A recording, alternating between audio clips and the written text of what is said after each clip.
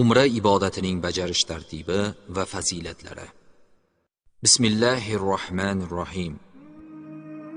Har bir mo'min musulmon Alloh taoloning baytini ziyorat qilishga oshiqadi. Ularning Baytullohni ko'rishga, Zamzam suvidan to'yib ichishga bo'lgan zavq va shavqlari hech qachon to'xtamaydi. Alloh taolo o'zining fazli ila o'z baytini ziyorat qilishni har bir bandasi uchun sevimli qildi. Rasululloh sallallohu alayhi va sallam umra keyingi umragacha ikkalasi orasidagilarga kafforatdir. Mabrur hajning mukofoti esa faqat jannatdir, dedilar. Umra ibodatida quyidagi amallar bajariladi.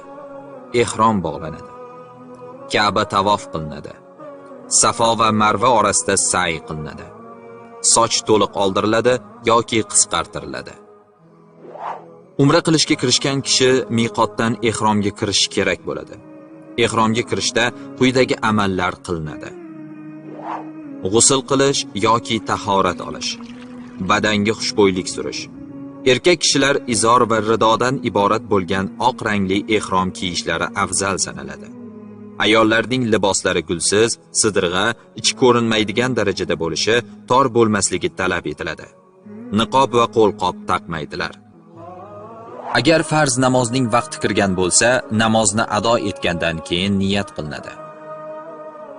Ehromdagi erkak va ayol kishilarga quyidagi amallarni qilish taqiqlanadi.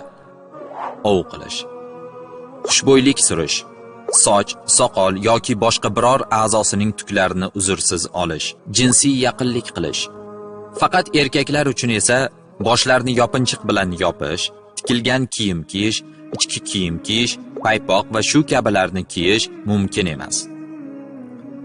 Sunnatga muvofiq ushbu talbiyani aytish tavsiya etiladi. Labbayk Allohumma labbayk, labbayk la sharika laka labbayk, innal hamda wan ni'mata laka wal mulk la sharika lak. Talbiyani har aytishda 3 martadan aytish mustahab bo'ladi. To tavofni boshlagunicha imkon qadar ko'proq talbiya aytishga harakat qilinadi. Ka'baga bismillahni aytib, o'ng oyoq bilan kirib, quyidagi duo o'qiladi. Bismillah, vassalatu vassalamu ala rasulillah, Allohumma ighfirli zunubi, waftahli abwaba rahmatik. So'ngra tavof ado etiladi. Tavof Hajari Aswaddan boshlanadi.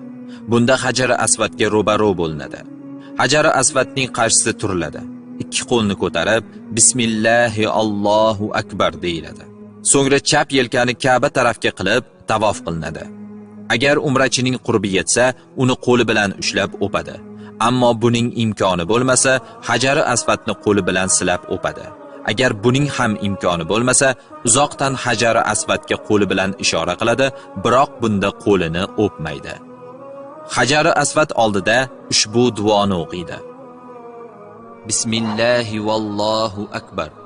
Allohumma imanan bik va tasdiqan bi kitabik va vafa'an bi ahdik va ittiba'an li sunnati nabiyyik Muhammadin sallallohu alayhi va sallam. Tavofni ado etishda baytni o'zining chap tomonida qoldirgan holda boshlaydi. Ya'ni soat strelkasiga teskari ravishda 7 marta tavof qiladi. 2 rukn, ya'ni rukni yamani va Hajarul Aswad qora toshning orasida hamda har shaft, ya'ni baytni har safar 1 marta aylanish nihoyasiga yetganda ushbu duoni o'qiydi. Robbana atina fid dunya hasanatan va fil akhirati hasanatan va qina azaban nar. Tavof nihoyasiga yetgach, maqomi Ibrohim ortida 2 rakat namoz o'qiladi. Birinchi rakatda Kafirun surasi, ikkinchi rakatda esa Ixlos surasini o'qish sunnat. 2 rakatlik tavof namozidan so'ng Zamzam suviga borib, undan to'yib ichiladi. Tavofni nihoyasiga yetkazib, Zamzam suvi ichib bo'lingach, Safo va Marva tepaliklari orasida sa'i qilinadi. Umrachi sa'i qilinadigan joyga yetib kelganda Safo tepaligidan boshlaydi. Safoga ko'tariladi va Safoga yaqinlashganda ushbu oyatni tilovat qiladi. A'udhu billahi minash shaytonir rojim. Bismillahir rohmanir rohim. إن الصفا والمروة من شعائر الله فمن حج البيت أو اعتمر فلا جناح عليه أن يطوف بهما ومن تطوع خيرا فإن الله شاكر عليم. So'ngra ushbu hadis o'qiladi. Abda'u bima bada'allohu bihi. Alloh oyatda boshlagan, ya'ni boshlab aytgan joydan sayni boshlang. Umrachi Safoga ko'tarilgach, Ka'bani ko'radigan darajada Ka'ba tomonga yuzlanadi. Agar buning imkoni bo'lmasa, imkon qadar o'sha tarafga qaraydi va qo'lni ko'targan holda 3 marta Allohu akbar deydi. So'ngra ushbu duoni o'qiydi. La ilaha illalloh wahdahu la sharika lah. Lahul mulku va lahul hamd. Yuhyi va yumit va huwa ala kulli shay'in qadir. لا إله إلا الله وحده أنجز وعده ونصر عبده وهزم الأحزاب وحده. Allohdan o'zga haq ma'bud yo'q. U yolg'izdir. Uning sherigi yo'q. Barcha mulk uniki. Barcha hamd va sanoga u loyiq. Uning o'zi hayot beradi. Uning o'zi vafot ettiradi. U har ishga qodirdir. Allohdan o'zga haq ma'bud yo'q. U yolg'izdir. U o'z va'dasini bajardi va quliga, ya'ni Muhammad sallallohu alayhi va sallamga madad berdi va uning yakka o'zi dushman firqalarini yo'q qildi. Shundan keyin umrachi o'zi uchun duo qiladi va yuqoridagi zikr va duolarni 3 marta takrorlaydi. So'ngra Marvaga yo'nalgan holda yurib pastga tushadi. Bunda oddiy yurish bilan tushib keladi va to yashil chiroqli yashil ustunga yetib kelganda tez-tez yuradi, ya'ni sa'y qiladi. Xuddi shunday ikkinchi belgili ustunga yetganda esa yana oddiy yuriladi. Demak, sa'y faqat 2 ustun oralig'ida qilinadi. Bu narsa, ya'ni tez-tez yurish faqat erkaklarga xos bo'lib, ayollar ohista yuradilar. Marvaga yetib kelinganda esa Safoda qanday amal bajarilgan bo'lsa, o'sha amallar qilinadi. Ya'ni Marva tepaligida ham Ka'baga yuzlanib, Safo tepaligida o'qilgan duolar o'qiladi. Shu bilan bir shaft nihoyasiga yetgan hisoblanadi.